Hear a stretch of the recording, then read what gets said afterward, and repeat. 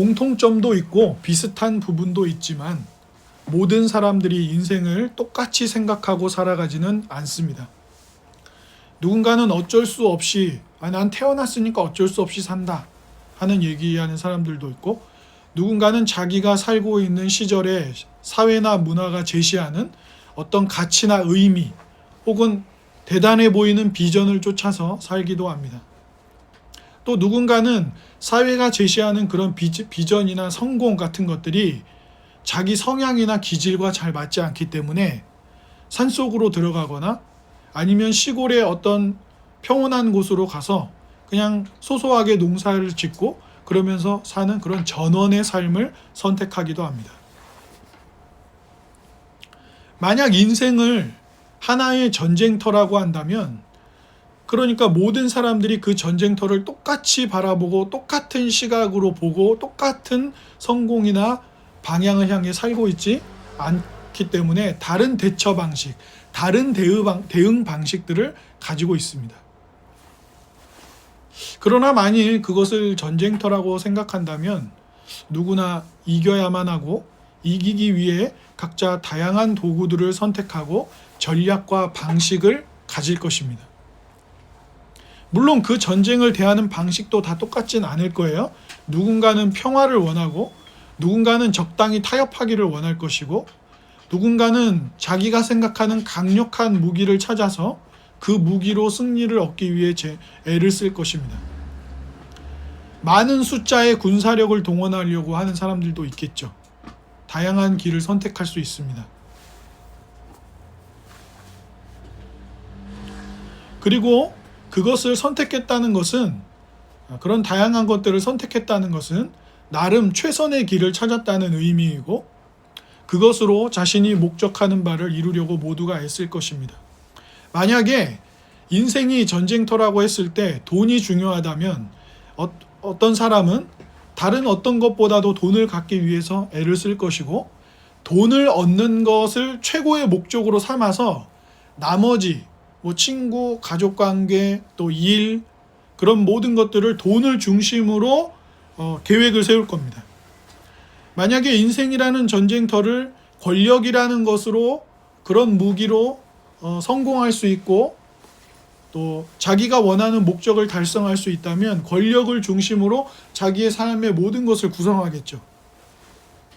지식이라면 지식을 중심으로 그 모든 것을 결정할 것입니다.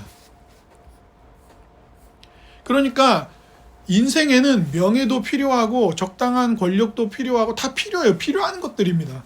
나쁘게만 말해서 그렇지 다 필요한 것들이에요. 그러니까 돈이 중요하다고 생각하는 사람은 권력이나 명예나 이런 것들을 버리는 게 아니라 돈을 최고의 가치로 놓고 그 돈을 전쟁터에서 이기기 위한 이 돈을 갖기 위해서 나머지 것들을 최고의 목적이 아닌 다른 부차적인 목적들로 조정하겠죠.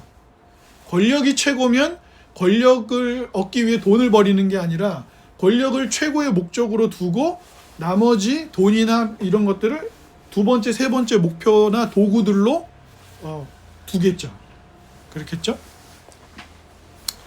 지난 시편 20편이 전쟁에 나가기 전 왕을 위한 기도였다면 시편 21편은 전쟁에서 승리한 후에 귀환할 때, 돌아올 때 부르는 감사의 기도이자 승전가입니다. 승전가가 뭡니까? 이기고 돌아올 때 부르는 노래입니다. 이스라엘 주변에는 이스라엘을 적대시하는 민족들이 많이 있었어요. 암몬, 아람, 블레셋. 그러니까 이들과의 싸움에서 승리하고 돌아오는, 왕이 함께 나갔다가 전쟁에서 승리하고 돌아오는 그 모습을 떠올려 볼 수 있겠지만 시편 21편은 이것이 특정한 어느 시기의 어떤 전투다라고 특정하지 않고 있습니다. 다만 역사적으로 볼 때 이 시편 21편은 후대의 왕들이 지속적으로 자신들의 전쟁과 승리에 적용하여 이스라엘 백성들과 함께, 회중들과 함께 반복해서 전쟁에 이겼을 때 이 노래를 불렀습니다. 시편 21편을 통해서.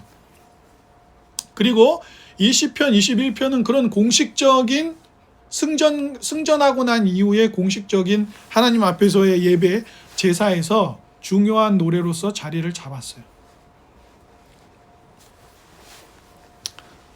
누군가는 돈, 누군가는 명예, 누군가는 지식, 누군가는 혹은 인간관계, 꼭 하나가 아니더라도 자신이 생각하는 인생의 최고의 무엇을 얻기 위해서, 그리고 이것이야말로 삶을 의미 있게 사는 것이고 가치 있게 사는 것이다, 그리고 이것이야말로 내 삶을 아름답게 해줄 수 있다 라고 생각하는 뭔가를 위해서 모두 각자의 전쟁을 하는 것이 인생일 수 있겠습니다. 문제는 우리 모두가 동의할 만한 구원이 거기로부터 오지 않는다는 것에 있겠죠. 돈, 지식, 명예, 권력, 가족의 사랑 등등 당연히 그 모든 것들이 있으면 좋겠지만 이런 것들을 얻으면 인생은 다 된다. 이게 최고다. 이게 답이다. 하는 것이 인류 역사를 통해 잘 없다는 겁니다. 그 모든 것이 다 필요하지만요. 오히려 우리가 맞이하는 인생의 마지막은 어떤 것들입니까? 우리가 어떤 삶의 배경을 가지고 있고 어떤 대단한 성과를 가지고 있고 무엇을 했다고 하더라도 결국 늙고 병들고 죽음을 맞이한다는 것은 누구도 피할 수 없는 것입니다. 최근에 왕가 사는 남자라는 영화를 만든 영화가 이제 어젠가를 기점으로 1000만이 넘었습니다.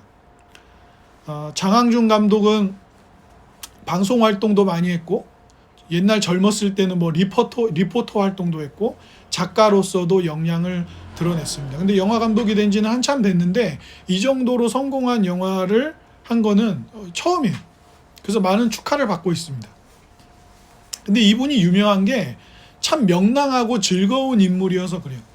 이 장항준 감독을 만난 사람들은 누구나 다 이 사람이 참 말도 재밌게 하고 그리고 밝고 쾌활합니다. 그래서 사람들이 참 다 좋아해요.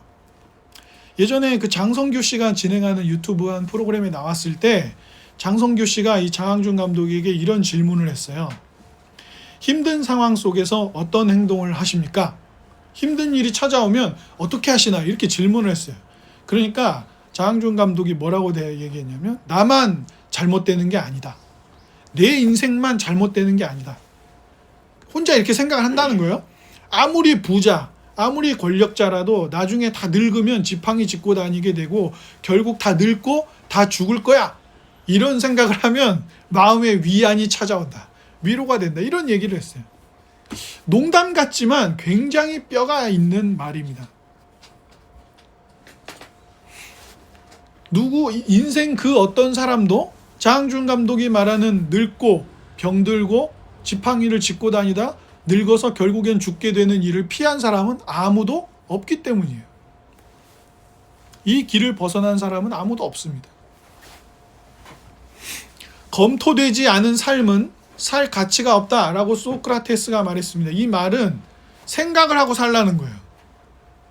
이성의 능력을, 생각의 능력을 잘 써서 좀 생각 좀 하고 살으라는 거예요. 어떤 것들을 하고 선택할 때. 아르투어 쇼펜하우어 유명한 작가죠. 이 사람은 건강한 거지가 병든 왕보다 더 행복하다 그랬습니다. 그럼 뭘 얘기하는 겁니까? 건강 잘 챙기라 이 말입니다. 에피쿠로스라고 하는 철학자는 가진 것에 만족하지 못하는 사람은 세계를 소유하게 되더라도 불행하다 이런 말을 했습니다. 이런 명언들이 많아요. 인생에 관한 명언들이 많습니다. 그런데 이 명언들이 우리에게 의미가 있는 이유가 뭐예요? 삶에 대해서 많은 고민을 하고 경험을 하고 또 지식을 쌓고 그래서 많은 사람들에게 통찰할 수 있는 꿰뚫어 볼 수 있는 의미를 설명해 주는 사람들의 말이기 때문에 우리가 명언이라고 하는 거고 우리가 가끔 맞아 건강이 참 중요하지 생각하는 건 굉장히 중요한 거야. 이런 것들을 이 명언들을 통해 다시 되새깁니다.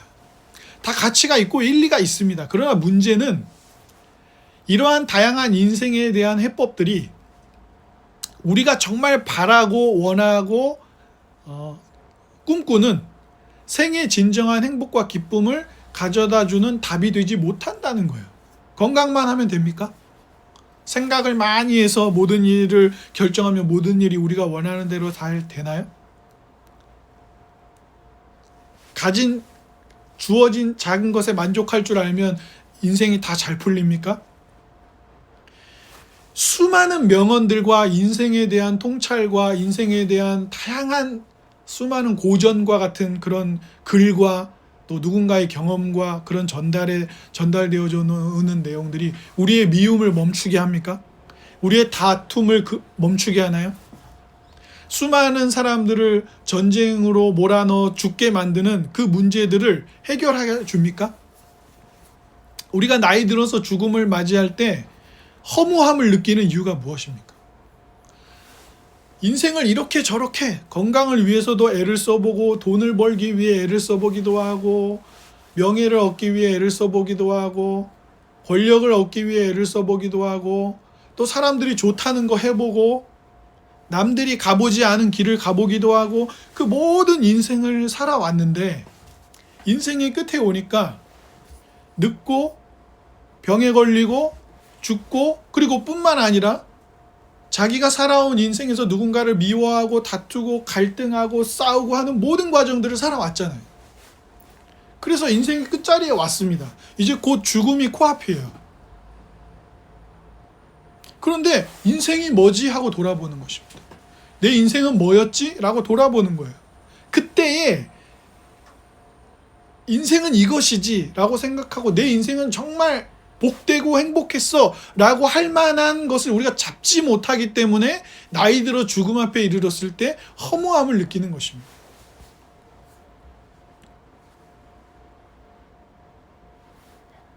오늘 본문의 4절을 한번 같이 읽어보겠습니다. 시작. 그가 생명을 구하매 주께서 그에게 주셨으니 곧 영원한 장수로소이다. 또 주의 구원이 그의 영광을 크게 하시고 존귀와 위엄을 그에게 입히셨습니다. 그분은 그를 왕을 즐겁게 하셨습니다. 왕을 구원하셔서 기쁨을 주셨습니다. 왜? 전쟁에서 이기고 돌아왔으니까 또 왕을 중심으로 왕이 대표잖아요. 그죠? 왕을 대표로 전쟁을 왕의 승리는 곧 백성들의 승리입니다. 그러니까 얼마나 기뻐서 이 노래를 불렀겠습니까? 그런데 이거는 성경에만 나오는 내용은 아니에요. 고대 근동 다른 민족이나 다른 나라들에도 보면 자신의 나라, 자신의 민족의 왕의 번영, 잘됨과 장수를 위한 노래가 있었어요. 이스라엘에만 있었던 거 아닙니다. 그런데 그러니까 우리도 그렇잖아요. 용비어천가 아세요? 용비어천가? 조선시대 때 이제 태조 이성계가 나라를 세운 다음에 용비어천가라는 글을 이제 작성해요. 거기에 보면 이성계의 아버지, 이성계의 할아버지, 또 그 위에 조상들에 대한 노래가 나와요. 그러니까 뭐예요? 이성계라는 인물이 조선을 세웠잖아요. 고려가 끝나고 조선이 세워졌어요. 그리고 조선을 세운 첫 왕이 됐잖아요. 태조가 됐잖아요. 그죠? 태조 이성계잖아요. 조선이라는 나라를 시작한 왕이란 말이에요. 그러면 조선이라는 나라가 위대한 나라라고 말할 수 있으려면 어떻게 해야 되는 거예요? 이성계의 아버지나 할아버지나 그 위의 조상들을 높이는 노래를 불러야 돼. 그게 용비어천가예요. 그래서 이성계의 아버지는 어떠셨고 이성계의 할아버지는 어떤 인물이었으며 그 위에 또 누구는 이런 인물이어가지고 그런데 그 밑에 아들이 하나 태어났는데 이성계다. 이 이성계는 또 얼마나 대단한 인물인가. 활도 잘 쏘고 외적을 다 물리치고 막 백성들을 구하고 백성들에게 사랑받는 그런 멋진 장군이었는데 그런 그가 드디어 조선을 세웠다. 그러니까 여기 지금 시편 21편에 나오는 전쟁에 이기고 돌아오는 왕의 노래는 왕을 높이는 노래, 승전가는 이 시편 21편에만 있는 게 아니에요. 동서양 어디에나 자신의 왕에 대한 그 노래들이 다 있어요. 그러면 이 시편 21편이 다른 건 뭐냐 이거예요. 우리의 인생이 다양한 것들을 시도했음에도 불구하고 인생의 끝에서 허물을 맛볼 수밖에 없는 성경이 말하는 하나님을 떠나 있는 죄와 비참함을 맛볼 수밖에 없는 그래서 인생의 끝에서 허무함을 이야기할 수밖에 없는 인생인데 왜 시편 21편은 그런 허무함은 전혀 이야기하지 않고 기쁨과 즐거움, 힘과 소망, 그것들을 이야기할 수 있냐 이거죠.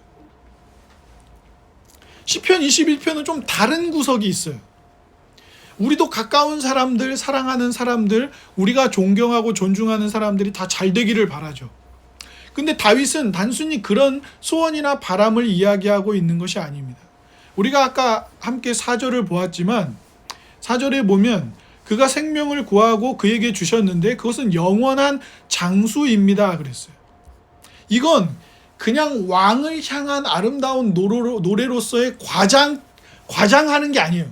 어떤 과장된 묘사. 그래서 막 이성계가 무슨 뭐 활을 한 발 쏘면 막 수천 명의 병사들이 죽고 이런 거는 과장이겠지만 지금 다윗은 과장된 어떤 노래를 부르고 있는 게 아니에요. 왕이 생명을 구하며 하나님께서 영영한 장수를 주셨다라는 것은 인간적인 왕을 넘어서는 강력한 어떤 하나님이 주시는 은혜에 대한 증거예요. 근데 이스라엘 왕 중에 가장 대단했다고 말하는 다윗도 짧은 생애를 살았거든요. 무한한 장수의 복을 누리지 못했습니다. 이 약속은 사무엘 하 7장 12절부터 16절에 나오는 하나님이 다윗에게 주신 언약과 관계되어 있어서 다윗이 이 얘기를 한 것입니다. 하나님은 다윗에게 후손 중에 한 왕이 나와서 영원히 이 나라를 보전할 영원히 다스리는 왕이 될 것이라고 다윗에게 약속하셨어요.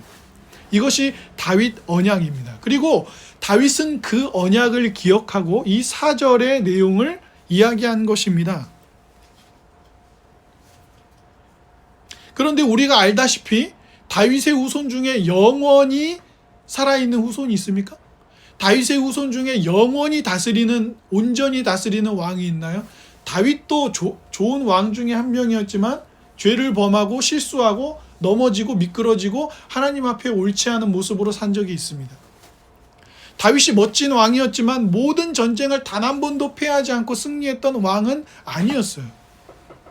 솔로몬처럼 지혜로운 왕도 있었지만 솔로몬의 지혜는 하나님의 지혜에 미치지 못합니다. 그것만 그렇습니까? 5절 6절을 보면 주의 구원이 그의 영광을 크게 하시고 존귀와 위엄을 그에게 입히시나이다. 그가 영원토록 지극한 복을 받게 하시며 주 앞에서 기쁘고 즐겁게 하시나이다. 그랬습니다. 왕이 거둔 승리로 인해 얻은 영광과 위엄은 본래 하나님 자신과 결부되는 신적인 특성이에요. 왕이 승리하고 나서 저 왕 정말 멋진 왕이구나 하고 하는 그런 높임받는 모습은 하나님만이 가지시는, 하나님으로서 가지시는 신적인 특성이란 말이에요. 그래서 신약에서 요한복음 13장 31절 32절이나 요한계시록 5장 12절에는 예수님만이 그 아름다운 왕, 하나님과 같은 왕으로서의 충만하고 영광스러운 모습을 가지신 분이라고 묘사하고 있습니다. 그리고 주의 앞에서 즐겁고 기쁘게 하셨나이다라고 하는 6절의 내용은 히브리서 12장 2절에 이렇게 말하고 있어요. 그 앞에 있는 기쁨을 위하여 십자가를 참으신, 이렇게 하면서 예수님만이 참된 기쁨과 즐거움을 가지셨던 분이라고 설명하고 있습니다. 그리고 7절 한번 같이 보겠습니다. 오늘 본문의 7절입니다.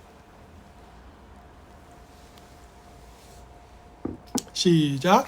왕이 여호와를 의지하오니 지존하신 이의 인자함으로 흔들리지 아니하리이다. 이렇게 되어 있습니다.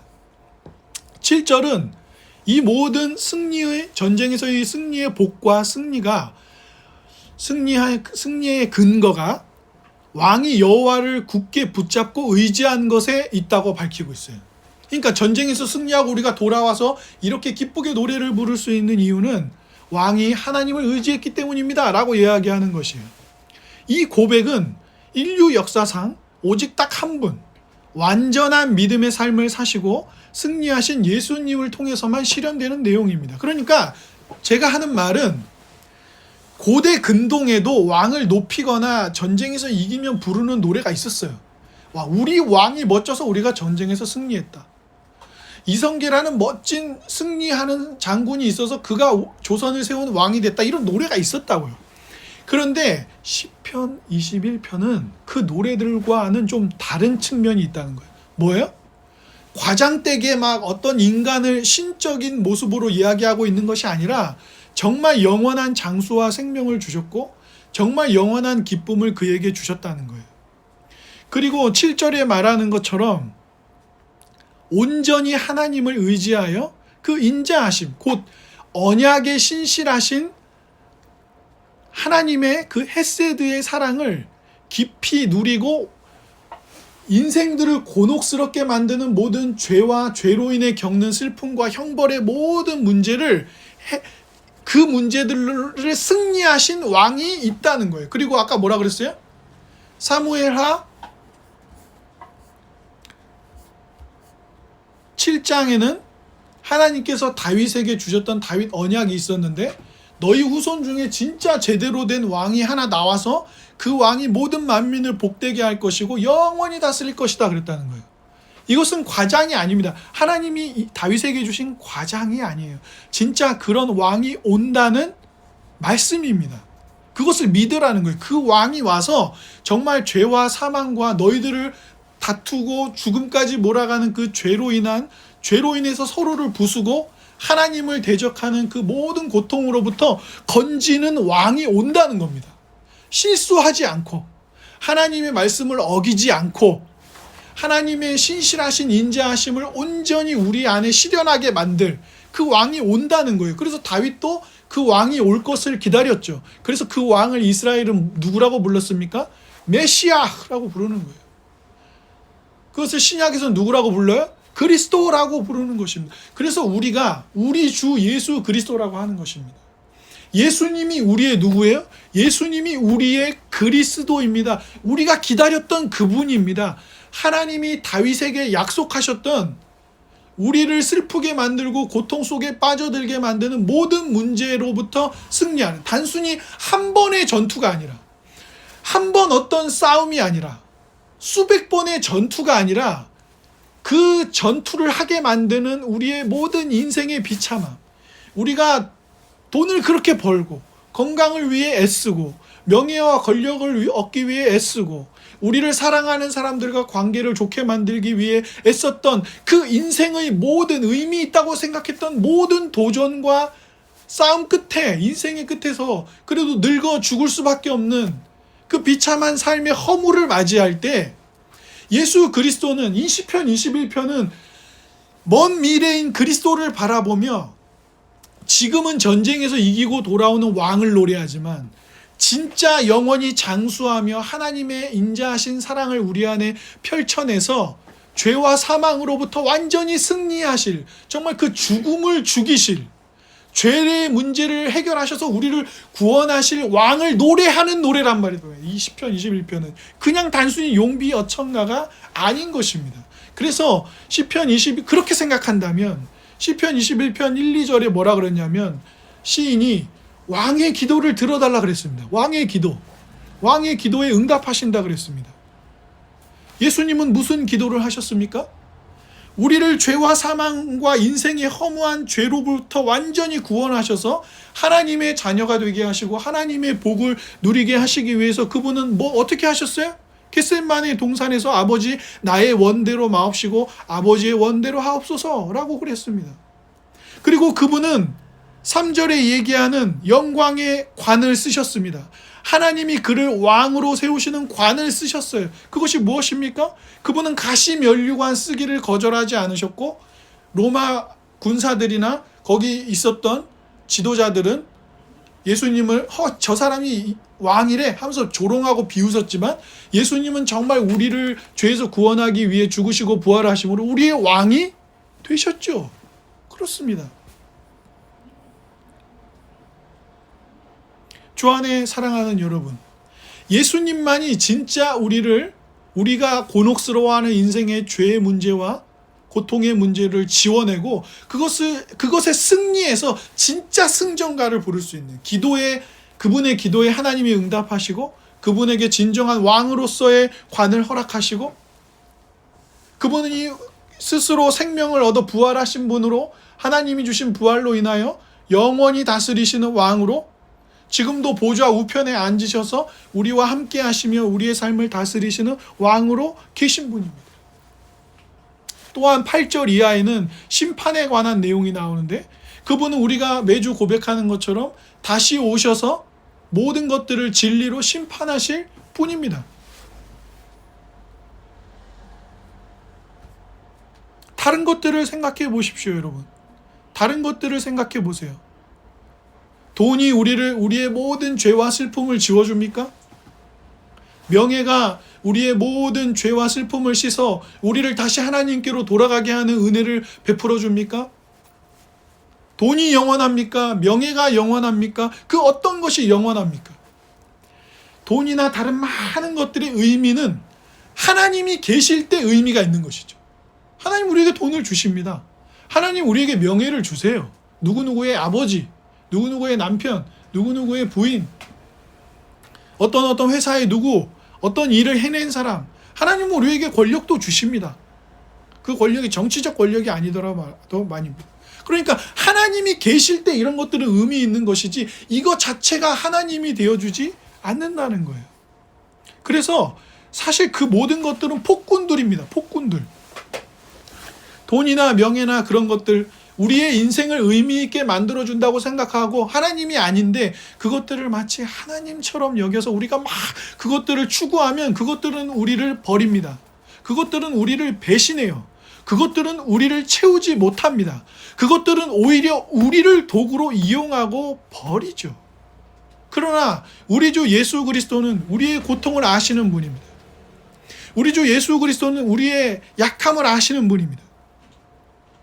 우리 주 예수 그리스도는 우리가 얼마나 죽음과 가까이 있어서 멸망을 두려워 떠는 그런 죄인들인지를 아시는 분이에요.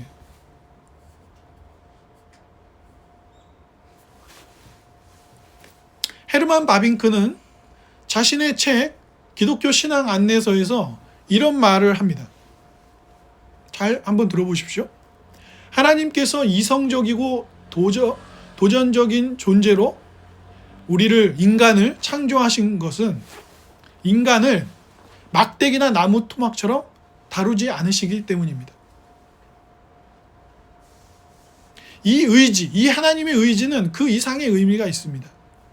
이 의지는 하나님께서는 즉 우리를 조잡한 능력으로 강요하지 않으시고 언제나 사랑의 영적인 능력으로 우리의 반대를 물리치시는 자비롭고 자애로우신 아버지이십니다.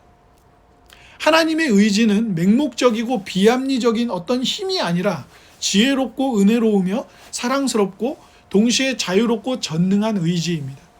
그래서 하나님이 주시는 은혜, 하나님이 우리에게 주시는 은혜 언약은 사실 우리에게 어떠한 요구나 조건을 두지 않으면서도 계명의 형태로 주어지고 믿음과 회개를 건면해. 무슨 말입니까? 하나님은 우리를 로봇처럼 만들지 않으셨습니다. 하나님은 우리에게 예수 믿어 라고 강요하지 않으십니다.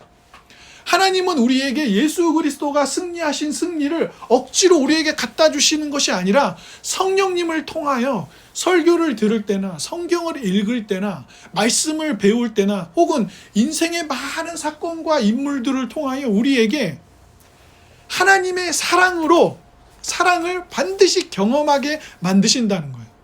그러니까 그걸 설명한 겁니다. 하나님이 우리에게 은혜를 주실 때 하나님은 우리에게 그 예수 그리스도의 승리를 로봇처럼 우리한테 프로그램처럼 심어주거나 그렇게 하는 것이 아니라 하나님의 말씀이 성령께서 그 말씀을 사용하셔서 우리 안에 감동케 하셔서 그것을 따라가게 하신다는 것입니다. 주 안에 사랑하는 여러분, 지난 한 주간 여러분이 가장 많은 시간을 쓰고 가장 많이 마음을 애쓰고 집중하셨던 것은 무엇입니까? 여러분 지나온 인생들 속에서 우리는 어디에 우리의 삶의 목적을 두고 무엇을 바라보며 무엇에 힘써 살아왔습니까? 시편 21편은 우리를 향하여 오직 예수 그리스도만이 영원한 생명을 가지신 분으로서 진정한 승리를 우리에게 주실 수 있는 분이라고 얘기합니다. 자기가 따라가는 것을, 자기가 의지하는 것을 우리는 누리게 되어 있습니다. 예수 그리스도를 따른다면, 예수 그리스도가 우리를 위해 죽으시고 부활하신 것을 믿고 의지한다면 우리는 예수님의 승리를 우리도 함께 누릴 것입니다. 왜요? 왕이 전쟁에서 승리했다는 것은 그 백성들도 승리했다는 거니까요. 그러니 우리가 다른 것을 우리의 하나님으로 삼는다면 우리는 반드시 패배할 것입니다. 돈은 우리를 죽음으로부터 지켜주지 못합니다. 그 어떤 권력도 하나님의 심판으로부터 우리를 건질 수 없습니다. 그 어떤 대단해 보이고 멋져 보이고 재밌어 보이고 휘황찬란해 보이는 그 어떤 것도 우리를 하나님으로부터 멀어지게 해서 서로를 부수고 죽이게 만드는 죄와 사망으로부터 우리를 건지지 못합니다. 오직 예수 그리스도만이 진정한 승리자요 심판자이십니다. 우리는 가끔 이런 생각을 하죠. 왜 저 죄를 많이 지은 저 사람은 저렇게 죽을 때까지 떵떵거리다가 살다 죽는가? 하나님이 계시다면 왜 세상은 이렇게 불공평한가? 왜 가난하고 착하고 힘없는 사람들은 저렇게 고생을 하고 죄 많고 나쁘고 나쁜 짓 많이 한 저런 사람들은 죽을 때까지도 권력과 부와 명예를 누리는가? 아니요. 오늘 이 시의 마지막에서 뭐라고 얘기합니까? 그들은 음모를 꾸미지만 이루지 못할 것이고 그들을 땅에서 멸하고 그들을 사람 중에서 끊고 소멸하고 심판하실 것이라고 반드시 말씀하고 계십니다. 그리스도께서 이 땅에 다시 오실 때 우리 주님께서는 어떻게 하실 것입니까? 모든 것을 의로 심판하실 것입니다. 그때 우리는 어떻습니까? 우리가 예수 그리스도의 승리를 우리의 것으로 믿는다면, 예수님의 죽음과 부활을 우리의 것으로 믿는다면 우리는 주님과 함께 승리할 것입니다. 그러나 거기에 동참하지 않는다면 우리는 심판받을 것입니다. 그러므로 사랑하는 여러분, 주님께 나오십시오. 다른 데로 가지 마십시오. 돈은 하나님이 주셔서 잘 써야 하는 것이고 모아야 하시는 것이고 관리해야 하는 것이고 우리의 몸도 관리해야 하는 것이지 우리의 몸이 하나님이 아니고 돈이 하나님이 아닙니다. 우리의 승리자, 유일한 구원자요 승리자는 예수 그리스도 한 분뿐입니다. 그분께로 나오십시오. 그분은 우리를 배신하지도 이용하거나 버리지도 채우지도 못하시는 분이 아니고 우리의 생의 고통과 문제는 다 아시되 우리를 대신하여 하나님의 영벌을 받으시고 부활의 생명으로 우리를 하나님께로 이끄시는 유일한 구원자, 구세주, 우리 그리스도입니다.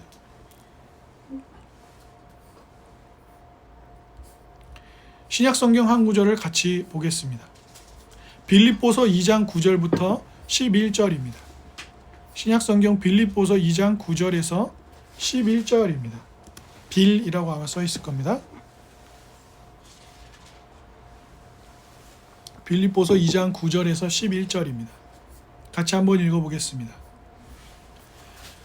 이러므로 하나님이 그를 지극히 높여 모든 이름 위에 뛰어난 이름을 주사 하늘에 있는 자들과 땅에 있는 자들과 땅 아래에 있는 자들로 모든 무릎을 예수의 이름에 꿇게 하시고 모든 입으로 예수 그리스도를 주라 하시나요 하나님 아버지께 영광을 돌리게 하셨느니라. 예, 그분의 죽음과 부활만이 우리 모두를 그분의 백성 삼고 그분의 승리를 우리의 것으로 얻게 되어지는 것입니다. 그러니 여러분, 세상에 살 때 어떤 좋은 옷을 입지 못해서 어떤 좋은 집에 살지 못해서 사람들이 말하는 어떤 좋은 뛰어난 지식을 가지고 사람들 앞에 대단한 존재로 서지 못해서 세상이 우리를 초라하다고 말하고 세상이 우리를 남루하다고 말할 때 누가 여러분의 왕인지를 잊지 마십시오. 누가 우리를 정말 죄와 사망으로부터 승리하게 하시는 분인지 잊지 마십시오. 돈이 좀 없고 명예가 없고 권력이 없어도 죄와 사망을 이기고 하나님과 하나님 나라의 모든 복을 누리게 하시는 승리자가 우리의 주인이시라는 것을, 우리의 왕이시라는 것을 잊지 마십시오. 그때 우리의 삶은 그 누구의 삶보다 우아하고 멋지고 복되고 아름다울 것입니다. 그리스도께 나아가십시오. 그리스도 앞에 모든 것을 굴복시키십시오. 그래서 우리도 함께 이 시편 21편을 노래할 수 있도록, 우리도 그 기쁨과 즐거움을 노래 부르며 함께 할 수 있도록 그 복을 누리시기를 바랍니다. 오늘 본문 시편 21편의 마지막 절을 함께 읽고 설교를 마치겠습니다. 21편 13절 마지막 구절입니다. 시작. 여호와여 주의 능력으로 높임을 받으소서.